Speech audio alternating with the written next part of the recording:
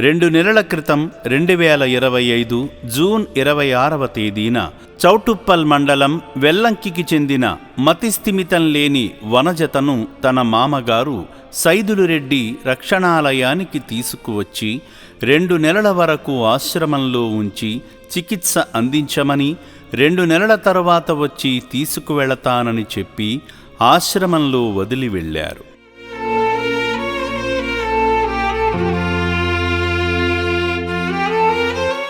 వనజాత వెల్లంకి నుంచి ఎన్ని హాస్పిటల్ చెప్పినా 10 సంవత్సరాల నుంచి ఈ రోగం అనేది తక్కువ కాలేదు.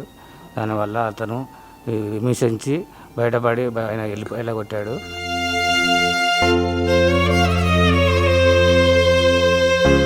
అతని నుంచి మేము రోడ్డు పట్టి పారిపోతుంటే తీసుకొచ్చాము.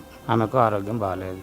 అందరితో పాటు గుండు చేయించి ట్రీట్మెంట్ చేయించి మాకు కొంచెం సహకరించి మాకు కొంచెం ఆరోగ్యం బాగుండగా చేయాలి. 2 నెలల తర్వాత తీసుకెళ్తాం కొంచెం.